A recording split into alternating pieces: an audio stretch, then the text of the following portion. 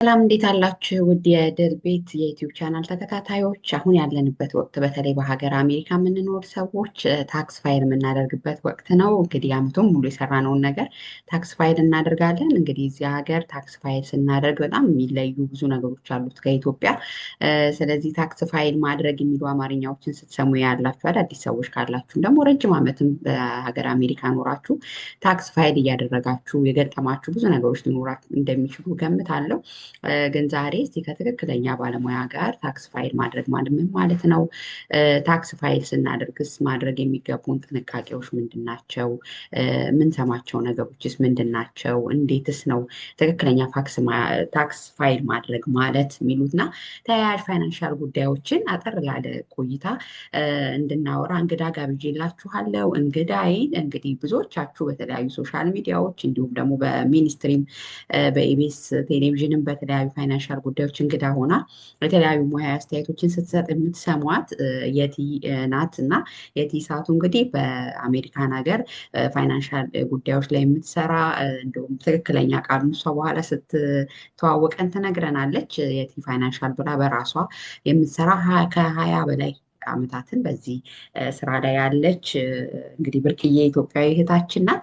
እሷ ጋር እስቲ ቆይታ እናደርጋለን። እሷን ጋብዛለሁኝ ማለት ነው። ከዛ አስተያየት፣ ጥያቄ ካላችሁ ደግሞ በቀጣይ ይዘን እንድንገባ ኮመንት ላይ አሳውቁን። ቀጥታ ወደ እንግዳ ይገባለሁ። የትዬ እንኳን ደህና መጣሽ። እንኳን ደህና ቆየሽኝ ድላቢ። እንዴት ነሽ? ሰላም ነሽ? አመሰግናለሁ ስለጋበዝሽኝ። እኔም በጣም ደስ ብሎኛል። እንግዲህ አሁን ወቅታዊ ጉዳይ ላይ ነው የተገናኘ ነው። አሁን ይመስለኛል ይሄ ያለንበት ወር ጀምሮ በሀገር አሜሪካ የምንኖር ሰዎች ታክስ ፋይል ማድረግ ይባላል። ታክስ እንግዲህ ወይ እናገኝበታለን ወይ እንመልሳለን የሚባሉ የተለያዩ ነገሮች ይሰማሉ። እንደኔ ደግሞ ለሀገሩ ብዙ እንደ ቆይተው ላልተላመዱም ሰዎች ቆይተውም ደግሞ ነገሩን ብዙ ለማያውቁ ሰዎች ግልጽ ለማድረግ ምን ማለት ነው ታክስ ፋይል ማድረግ? ምንድን ነው የሚለየው እስከ ኢትዮጵያ ግብር ብለን ከምንከፍለው ነገር የሚለውን እስቲ ነው።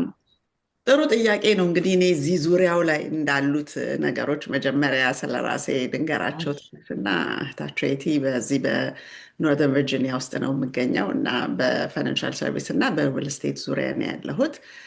በረጅም የህይወት ዘመኔ ውስጥ ከ30 ዓመት በላይውን በንግድ ዓለም ውስጥ ስለሆነ ያሳለፍኩት የተለያዩ የታክስ ነገሮችን እኔ ከማረጋቸው እንዲሁም ደግሞ ያለሁበት ፋይናንሻል ሰርቪስ ኢንዱስትሪ አፕዴት በሚኖርበት ጊዜ ከጡረታ ጋር አያይዞ የሚሰጠንን ትምህርት ስለሆነ የምሰጣችሁ ኢንፎርሜሽኑን ትወስዱትና ከየታክስ ፕሪፔረራችሁ ከየታክስ ሎየራችሁ ወይም ሲፒያችሁ ጋር ደረጃም ስላላቸው እንደ የምትጠቀሙባቸው ሰዎች ደረጃ የተለያዩ ነገሮችን ይችን ነገር ሰምቼ ነበር። እስቲ ይሄንን ከኔ ኬዝ ጋር ስታገናኘው እኔን የት ላይ ያስቀምጠኛል፣ ለእኔ ጠቀሜታው ጉዳቱ ብላችሁ እየጠየቃችሁ ባለመብት ስለሆናችሁ የምትጠቀሙ ተጠቃሚዎች እንድትሆኑ ነው። ኤግዛክትሊ የኔ ሙያተኝነት በዚህ ጋር እንደምታዩት ሪማክስ የሚባለው ኢንተርናሽናል ካምፓኒ ውስጥ ለ25 ዓመት በሪል ስቴት ውስጥ በቤት ሽያጭና በግዢ እንዲሁም ደግሞ የቲ ፋይናንሻል የሚለውን የራሴን ድርጅት አቋቁሜ ኤጀንሲ ነው።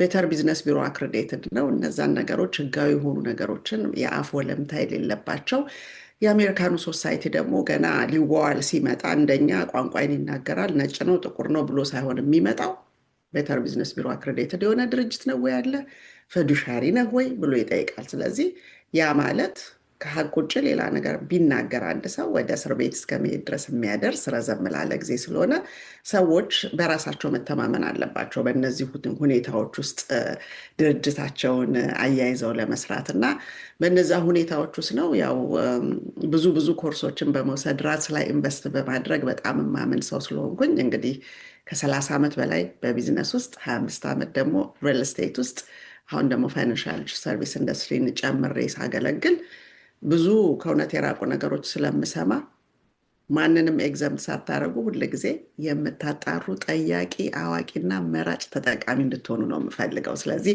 የእኔ ሌጋሴ ማስተዋል የሚችሉ ዞር ብለው የሚያዩ ሰፋ አድርገው የሚያዩ እና የሚጠይቁ ራሳቸውን ደግሞ በመጠየቃቸው ያሸነፉ ዜጎችን ማፍራት ነው የምወደው እና ወደ ድልአብ ጥያቄ ስንመለስ ታክስ የሚለው ነገር በተለይ ደግሞ ብዙ አዲስ ሰው ሲመጣ አሁን ኢትዮጵያን አንስታለች።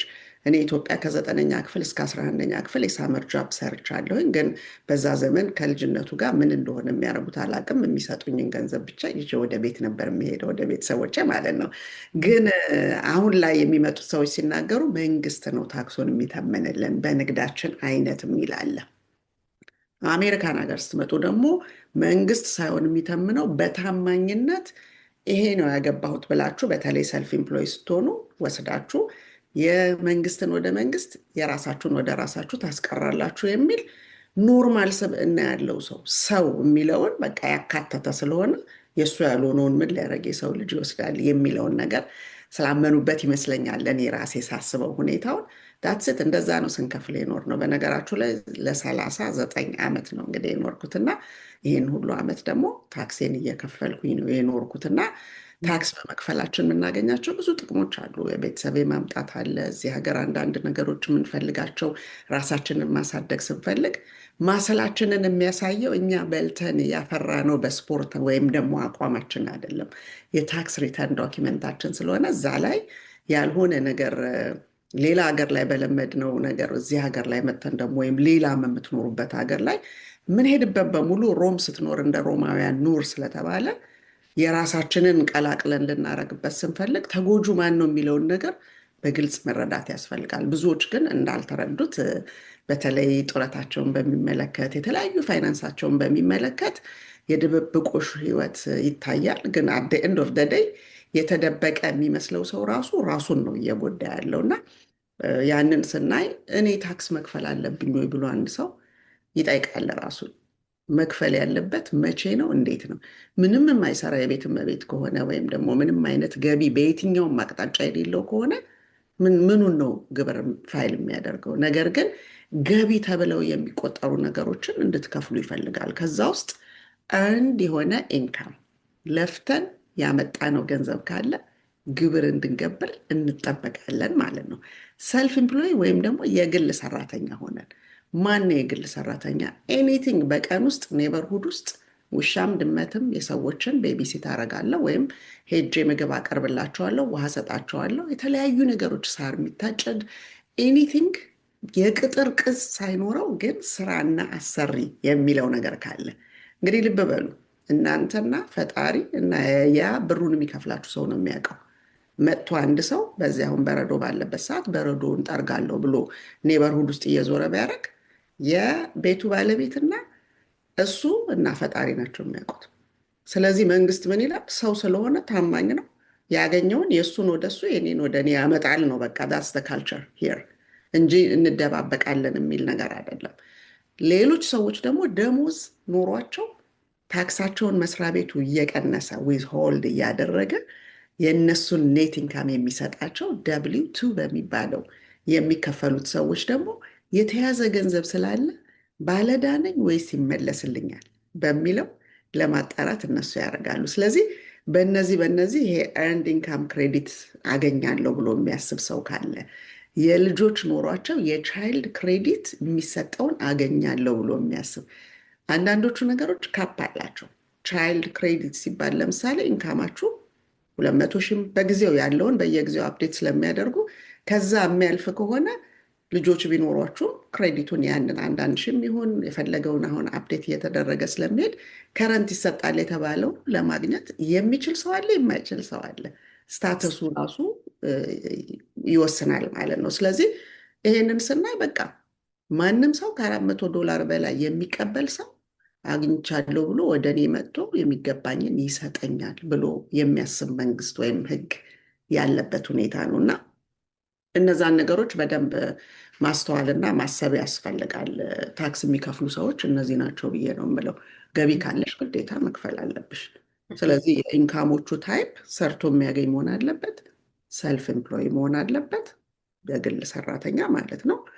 ኢንትረስት ደግሞ ብዙዎች ለምሳሌ ባንክ ቤት ውስጥ ሴቪንግ አላቸው፣ ሲዲ አላቸው፣ የባንክ ሚቹዋል ፈንድ አላቸው፣ ስታክ ማርኬት ላይ አላቸው፣ የስታክ ማርኬት ሚቹዋል ፈንድ አላቸው። የተለያዩ ነገሮች ላይ ያ ገንዘብ በአንድ ሳንቲም ቢሆን ከፍ እንዲል የሚጥሩ ሰዎች አሉ። እነዛ ተጠራቅመው የታክስ ወረቀት መክፈያ ሲመጣላቸው ወይም ደግሞ የኢንትረስት ወይም ጌኑ የማትረፉ ነገር ከፍ ባለበት ሰዓት መንግስት ከነዛ ነገሮች እንደየ አይነታቸው ሁሉም የየራሳቸው የአቀራረጥ ዘዴ ያላቸው የቀረጥ አይነት። ስለዚህ እነዛን ነገሮች ያደርጋል። ዲቪደንድ የሚቀበሉ ሰዎች አሉ፣ እነሱ መክፈል አለባቸው። ትልልቅ ሰዎች አሉ፣ አንኤምፕሎይመንት ከስራ ለምሳሌ አሁን የተባረሩ ሰዎች አሉ። ለምሳሌ አማዞን አባረር አይደለም 16,000 ሰራተኛ ላይክ 2-3 ዴይስ አጎ ምናምን አባረረ።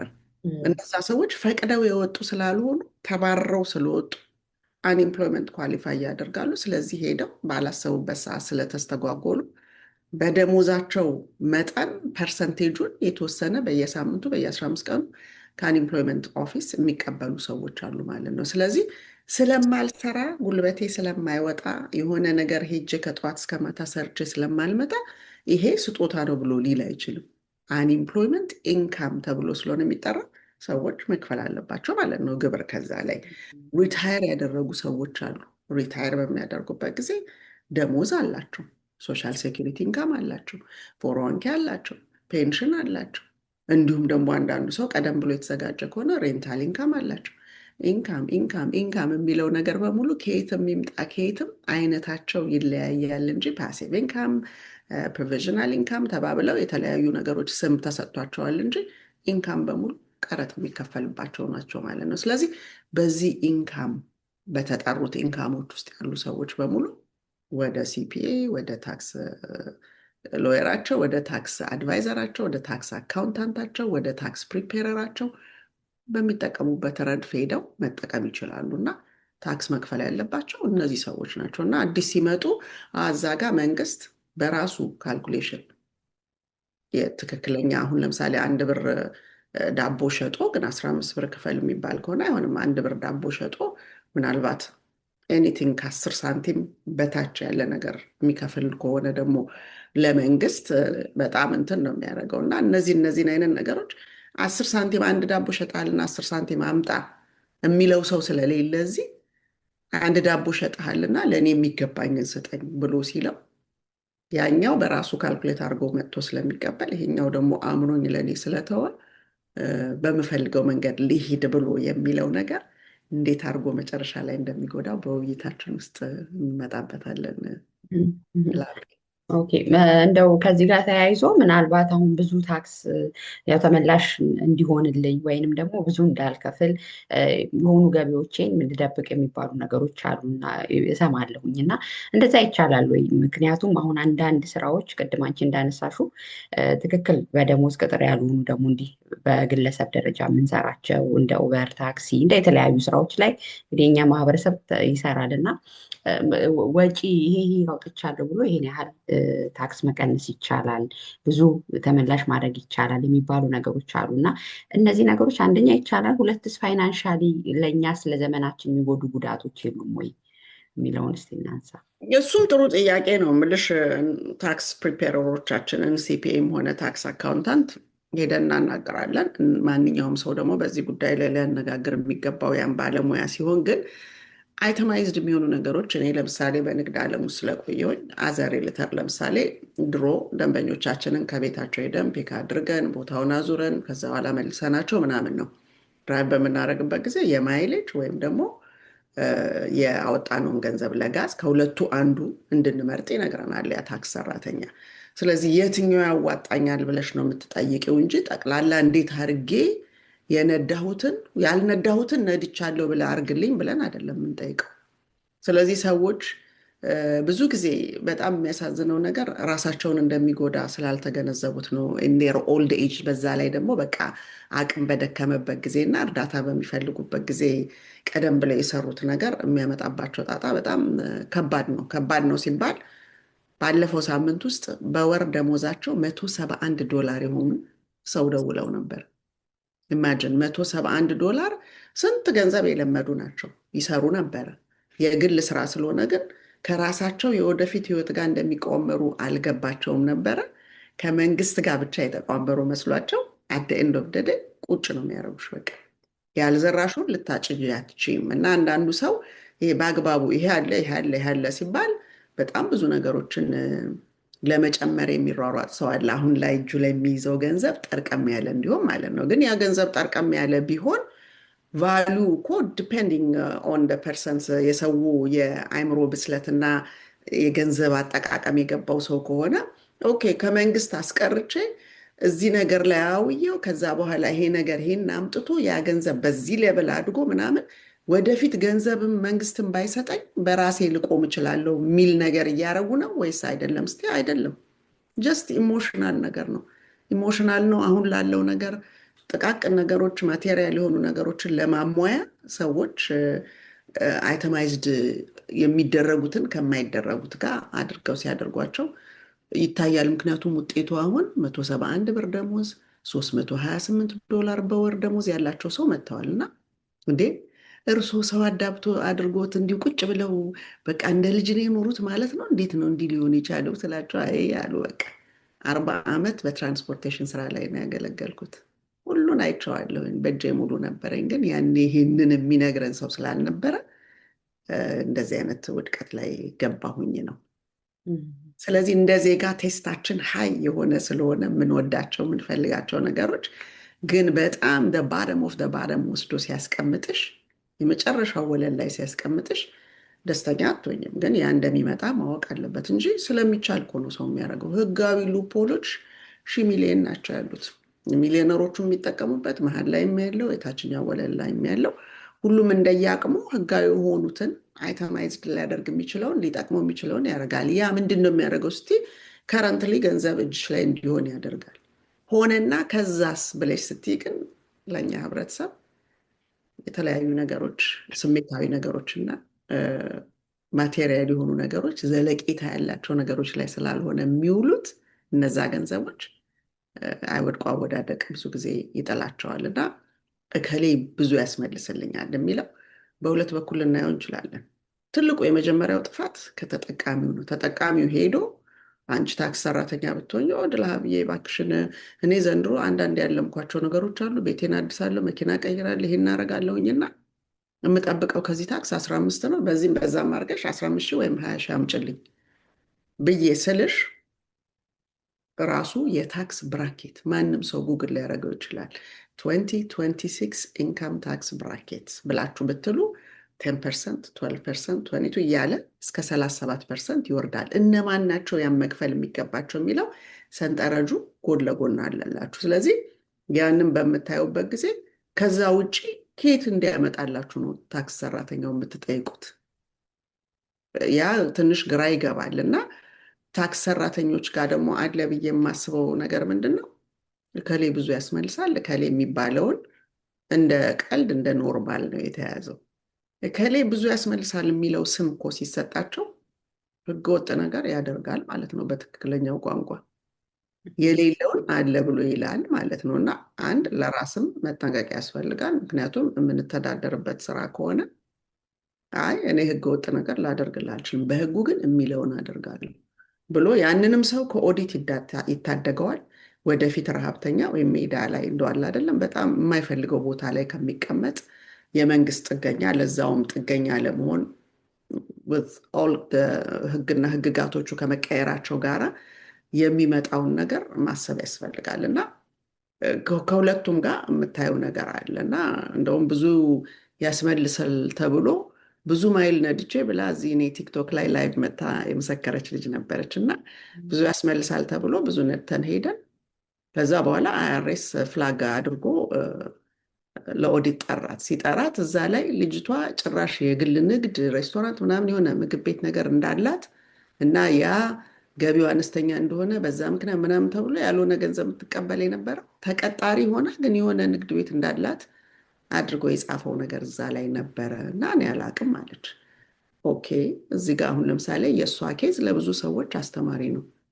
ማንኛውም ሰው ታክስ ሲያሰራ ከታክስ ባለሙያው ጋር ቁጭ ብሎ ሪቪው ተደርጎ ነው ይሄ ቁጥር እንዴት መጣ ብላችሁ ታክስ ሰራተኞቻችሁን ስጠይቁ ይሄ የመጣው እዚህ ጋር ይህንን ነግረኛል፣ ለልጆች አሉኝ ብልሃል፣ 2 የታክስ ክሬዲት ቻይልድ ታክስ ክሬዲት አግኝተሃል፣ እዚህ ጋር ሄድ ኦፍ ሃውስ ነኝ ብለኸኛል፣ አንተ ነህ ቤቱ የምታስተዳድረው ሌላ ሰው አይደለም፣ በዛ ምክንያት ይሄ ተደርጓል፣ እዚህ ጋር ይሄ ተደርጓል፣ ይሄ ወጪ ተደርጓል፣ ለቻሪቲ የሰጠው ለምን ተብሎ ሁሉም ነገር ተመዝግባ በዛ ምክንያት ሲል የዛኔ ሪቪው የምታስደርግ ሪቪው ተደርጎ የምትፈርም ብትሆን ኖሮ ሬስቶራንቱ ስለከሰረ ሲላት የትኛው ብላ ትጠይቅ ነበር አይደል እንዴ? እም፣ ግን ሪቪው የለም። ኖርማሊ ሲፒኤዎች ላይሰንሳቸውን ስለሚነጠቁና ፈዱሻሪ ስለሆኑ ሪቪው አድርገው ነው የሚሰጡሽ። ይሄንን ምናምን ሲልሽ የማታውቂው ቁጥር እዛ ላይ ካለ ላስታውስም እሱን ሰጥቻለሁ ብያለሁ እንዴ ምናምን ልትይ ብዬሻለሁ እንዴ ልትያት ትችያለሽ። እና በዛ ምክንያት ፊርማቸውን ከማዋላቸው በፊት ሪቪው የሚያደርጉ ከሆነ ህጋዊ አይተማይዝድ የሆነው ነገር በህጋዊ መንገድ ይደረግላቸዋል። እነዛ በእውነት ያሉት ቁጥሮች ሲገቡ የሚመጣው የመጨረሻው ቁጥር ነው መከፈል ያለበት ወይም ደግሞ መቀበል ያለበት ማለት ነው። ተቀጣሪ ሆነን ዊዝሆልድ ተደርጎ ከሆነ እንቀበላለን ማለት ነው። ንግድ ሰራተኞች ሆነን ከሆነ ደግሞ እንከፍላለን ማለት ነው። ስለዚህ ይሄ የገበያ ነገር አይደለም። ማስተያየት አድርግልኝ እንጂ እንዴ ቅንስልኝ እንጂ ምናምን ኖ፣ ምንም እኮ የተጻፈ ነገር ነው። አንድ ሲደመር አንድ እኔም ጋር አንቺም ጋር ሁለት ነው እንጂ እኔ ጋር ስትመጪ ሁለት ተኩል ትመጣለች ወይም አንድ ሰው ጋር ሲሄድ አንድ ተኩል ነው ሊባል አይችልም። እና እሱን ራሱ ሚስ ተደርጓል ብዬ ነው የማስበው። እና በባለሙያ በኩል ስታዩ በቃ ይህን ሰውዬ ህጉን ጠብቄ እሰራለሁ ካልኩኝ ሊሄድ ነው። ስለዚህ የሚከፍለኝ 300 ብር፣ 400 ብር፣ 500 ብር ነው። አም ሉዚንግ 300 እና 400 ብር። ስለዚህ መጨረሻ ላይ ኦዲት ካደረጉት ራሱ ዲለር ወይም ራሷ ዲል ታድርግ በሚለው ይመስለኛል። ይሄ ነው ለማለት ቢያስቸግርም፣ ግን እንደ ኖርማል ሰሆነ ስታስቢ እሱ ነው የሚታይሽ። ተጠቃሚ ደግሞ ገና እንደገባ ወንበር ላይ ቁጭ ብሎ ስማ እንጂ ይህን አስቤያለሁ እና ይህን ያህል አሰጠኝ ሲል ማንኛውም ታክስ ፕሪፔረር ወይም ደግሞ የታክስ ሲፒኤም ይሁን የታክስ ሎየር ገንዘብ የሚያድሉት ኪሳቸው ላይ እዛ ገንዘብ ይዘው አይደለም ካዝና ውስጥ የሚጠብቁን ሙያቸውንና እውቀታቸውን ከህግ ጋር እንዳንጋጭ ጥበቃን እያደረጉ ተገቢውን ነገር አድርገው ኤጁኬት አድርገው ሾኬ በሚቀጥለው እኮ ይሄ ነገር ለምሳሌ ሀይ የሆነብሽ ምናልባት ሌሎች እንደ ዲፕሪሺየሽን ልትቆጥሪያቸው ወይም ቤት ወይም ሌሎች ነገሮች ስለሌሎች ሊሆን ይችላል። ለምሳሌ ቤት ያለው ሰው ኢንትረስት የምንከፍለውን ክሌም እናደርጋለን፣ ይፈቀድልናል። ስለዚህ ቤት ስለሌለሽ ነው። ቤት ቢኖርሽ ኖሮ ያንን ዲዳክት ሲደረግ በዲዳክሽን እና በክሬዲት መሀል ያለውን ልዩነት ብዙ ሰው ስለማይረዳው ዲዳክት ተደርጎልኛል ብሎ ይከፈለኛል እኮ ብዬ ነው ቤት የገዛሁት፣ ግን ምንም አልሰጡኝም፣ እኔ እኮ ጠቅላላ የምከፍለው እንደገና እንደ ብር ይመጣልኛል ብዬ ነው። ሚስ አንደርስታንዲንግ በጣም ብዙ አለ። ግን ደግሞ ጊዜው በጣም ቢዚ ስለሆነ አስቀድሞ በዚህ ነገር ላይ ሳይሆን አሁን ብዙዎቹ ቲክቶክ ላይ እንደምታየው የተለያዩ ሚዲያ ላይ ታክስ ሲዝን ስለመጣ ቢዝነስ ላይ እንዳሉ ሪማይንደር የሚመስል ግን እውቀቶቹ የተወሰኑ ነገሮች ናቸው። እነዚህ ነገሮች ሊሰሩ የሚገባቸው ትሮአውት ዘ ይር የታክስ ሴሚናር ብለው እንደ ፋይናንሻል ሰርቪስ ኢንዱስትሪ ታክስ ሴሚናር ይሰጠን። ከዛ በኋላ ሰዓቱ በሚደርስበት ጊዜ በቂ እውቀት የያዘ ሰው ስለሆነ ያንን በፊት ይህን ያህል እንድታስቀንስልኝ ነው ብሎ ያለው ሰው ራሱ ትንሽ አፈር ብሎ የማይጠየቅ ነገር እንደጠየቀ ይገርምሃል። ዛሬ እኮ አውቄ ነው የመጣሁት፣ ከዚህ ቀደም የምጠይቅህ ነገር በሙሉ ዞሮ ዞሮ እኔን የሚጎዳ ነበረ፣ አንተም ደግሞ ዝም አልከኝ ወይም አንቺም ዝም አልሽኝ፣ ባትይኝ ጥሩ ነበር ብለው ተወቃቅሰው ቢዝነስ አዝ ዩዥዋል ብለው መቀጠል ይችላሉ እንጂ ዝም ብሎ እንደዚህ እየተጎዳዳ መሄዱ በጣም ጥሩ ነገር ያልሆነ ነገር ነው። እና እሱ ራሱ አሁን እንዲህ አይነት ጥቅማጥቅሞችን ሰው ሲያስብ ሲንግል አድርገን ብናደርግ ይቻላል፣ ባልና ሚስት ማለት ነው። ወይስ ደግሞ ሜሪድ ብለን ፋይሊንግ ጆይንትሊ ይሁን ወይስ ሜሪድ ሆኖ ፋይሊንግ ሴፐሬትሊ ይሁን፣ ሄድ ኦፍ ደ ሃውስ እና የተለያዩ ነገሮች ኳሊፋየር የሆነ ዊዶውስ አሉ ምናምን የሞት ባል ወይም እንደዚህ ሚስቶቻቸው ባሎቻቸው የሞቱና የትኛው ነው የሚመቸኝ የሚለው አክቹዋል ላይፍሽ ቢሆን ይመረጣል። ምንድን ነው ጥቅሙ በዛው ስትይ እኔ ራሴንም ታክስ አድቫይዘር አነጋግረዋለሁ ሁልጊዜ። እኔ እንደዚ አይነት ስታተስ ኖሮኝ ሳይሆን ሰዎች እንደዚህ አይነት ነገር በቃ ኢትስ ቢግ ዲል የሚጠቅማቸው ጆይንትሊ ፋይል ማድረጉ ነው ይላል። አሁን ለምሳሌ እኔ ታክስ ሰራተኛ እና ያ ሙያው ስለሆነ ያንን ለምን እንዳለው ሁሉ ያስረዳሻል አብራርቶ። እያንዳንዱ ሰው አብራርቶ ባለሙያው ሊያስረዳው ይችላል። ግን ምንድነው ችግሩ? ቢዝነስ የሚለው ነገር በእኛ ኮሚኒቲ ውስጥ ናት ኦንሊ በታክስ ወይም በሎየር ወይም በኮንትራክተር ወይም በሪል ስቴት ወይም በፋይናንሻል ሰርቪስ ኢንዱስትሪ፣ ኢንሹራንስ፣ የተለያዩ ነገሮችን ብለሽ ስትይ ቢዝነስ የሚለው ነገር ገንዘብ እስካገኘው ድረስ የሰውየውን አእምሮ መጫወቻ ወይም የሴትዮዋን የደንበኛውን አእምሮ ተጫውቶ እዚህ ቤት ውስጥ ማስቀረት የሚለውን ጀብዱ ወይም ደግሞ እንደ ጀብዱ አይተውት የሚለውን የተሳሳተ መርህ ስለሆነ የሚይዘው፣ ቢዝነስ ግን የጎደለን ነገር ሞልቶ ለዛ ተጠቃሚ ጥበቃን እስከ መጨረሻው ድረስ አግኝቶ አድርጎለት የሚመጣ የገቢ ምንጭ ማለት ነው። እና ብዙ ጊዜ ምስ አንደርስቱድ ተደርጎ የተለያዩ ነገሮች ሲደረጉ እናያለን። እና ይነግራሉ ባለሙያዎቹ የሚጠይቅ ሰው ከተገኘ።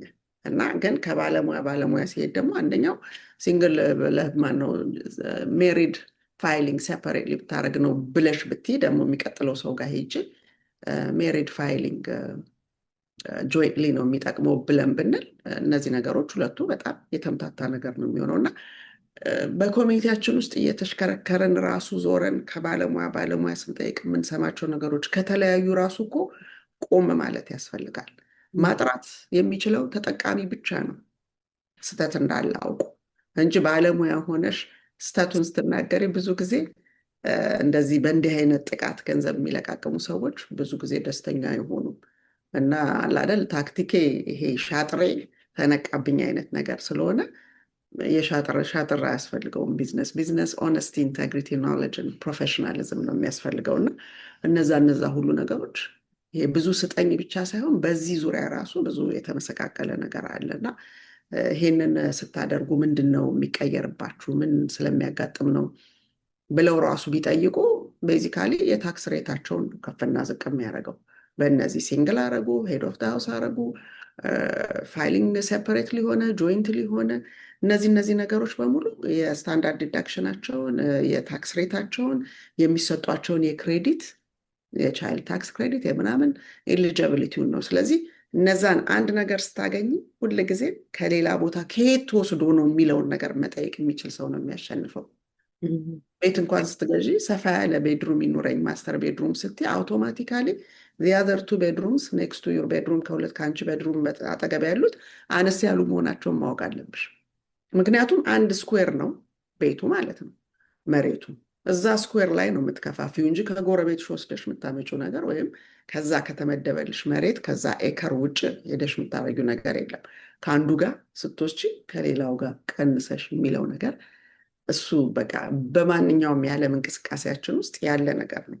ካልቀነስን ከሌላው ጋር ልናገኝ አንችልም። እና ታክስ ክሬዲታችንን ለመቀነስ ነው። አንድ ላይ ነው የምንኖረው፣ ግን እሱ በዚህ በኩል ይችን ቢያመጣ ያችን ቢያመጣ እነዚህ ምልሽ ከመንግስት ጋር የምታደርጊያቸው ነገሮች በኋላ በኦዲቲንግ ታይም ኤክስፕሌን ለማድረግ ራሱ ካፓሲቲው ከሌለሽ እኮ ፔናልቲው ከነ ኢንተረስቱ ነው የሚመጣው፣ ብቻውን አይደለም ቅጣቱ የሚመጣው። እና እነዚህ ነገሮች በሙሉ ችግር ሊያመጡ ስለሚችሉ ሰዎች ለምን አረጋለሁ ብለው ሲሉ በመጣንበት ሀገር እና በዚህ ሀገር መሀል እጅግ በጣም የተለያዩ ነገሮች እንዳሉ ማወቅ ያስፈልጋል ብዬ ነው የምለው እንጂ አለ ሰዎች ዲዳክት እንድናደርግ ብዙ ነገር ተፈቅዷል። ምልሽ ልብስሽ ላይ እንኳን ሴሚናር ሄደሽ አውት ኦፍ ስቴት የሆነ ቡና ተደፍቶ የግድ ሄደሽ ከሞል መግዛት ካለብሽ በዚህኛው ኢንዱስትሪ በሪል ስቴቱ የዛኔ ክሌም ልናደርግ እንችላለን። እናት ኤቭሪዴይ ቤታችን ከተማችን ውስጥ ተቀምጠን የምንገዛው ልብስ ሳይሆን እና ብዙ ነገሮች አሉ ምልሽ አይተማይዝ ልታደርጊያቸው የምትችሉ። እና የአይተማይዜሽን ጉዳይ ኢትስ ናት ኦንሊ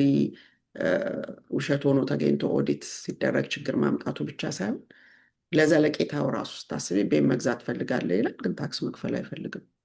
ማስሉ የሚታየው በሰውየው ቁመና ሳይሆን ታክስ ሪተርንህን አምጣ ሲባል ግን አይተማይዝ ተደርጎ 100 ሺህ ብሩ ደሞዝ ተመጦ ኔት ኢንካሙ 20 ሺህ ብር ሆኗል። በ20 ሺህ ብር ጠንከር ያለ በጣም ውበት ያለው የእንሰሶች እንኳን መኖሪያ መግዛታችን ላይ የፔትስ ሃውስ መግዛታችን እንኳን የሰው መኖሪያ ቤት እና እንዴት ነው ይሄ ነገር ምናምን ብለሽ ግራ ይገባሻል። እና አንዳንዴ ደግሞ ቤት ለመግዛት ስለማስብ ያው ለ2 ዓመት ጥርሴን ከፍዬ ልክፈል ታክሴን ከዛ በኋላ ተመልሼ እዛ ቦታ ገባለሁ የሚል ነገር አለና ከማን ጋር ነው የሚለው ነገር ለእኔ አይገባኝም። ምክንያቱም በዘመኔ ወደ 17 የሚሆኑ ሰዎችን ወደዚህ ሀገር ሳመጣ ያመጣው ከትንሽ እስከ ትልቅ ያገኘኋት ፔኒ ተመዝግባ የታክስ ሪተርኔ ሰዎችን መርዳት ወይም ራሴ በልቼ ለሌላም ሰው የሚበላ ነገር ፍሪጅ ውስጥ ማስቀመጥ የምችል መሆኔን የሚገምቱት አያውቁኝም፣ በመልክም በስምም። ግን እዚያ ያ ወረቀት ሁሉ ነገራችንን ይናገራል። እና ብዙዎች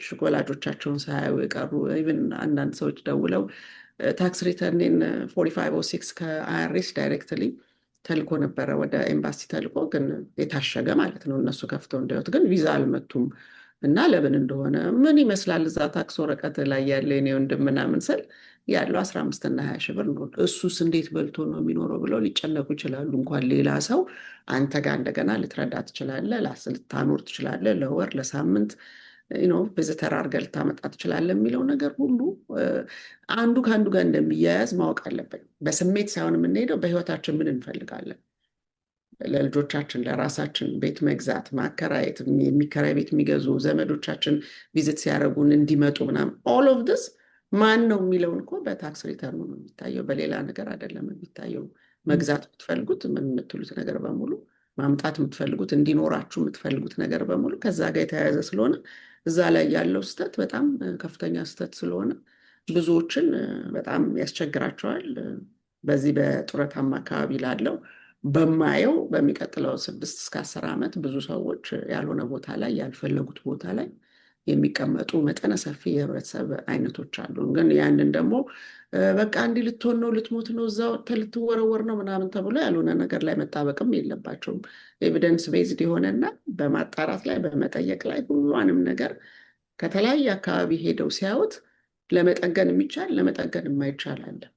ምንም ያንን ለማድረግ በጀት የሌላቸው አሉ፣ ያላቸው አሉ። ግን እውነቱ ግን እውነት ስለሆነ ከፊት ያለው ነገር ግን በጣም መጥፎና አሳቃቂ ነገር እንደሆነ ይታወቃል። ስለዚህ እነዛን ነገሮች እነዚህ ሰዎች እየመዘኑ እንትን ማድረግ አለባቸው፣ መገመት አለባቸው። አለበለዚያ ካላስተካከሉት ማንም መጥቶ ሊያስተካክልላቸው አይችልም። ስለዚህ ችግሮች አሉ፣ ግን እውቀት ይፈተዋል ብዬ ነው የምለው።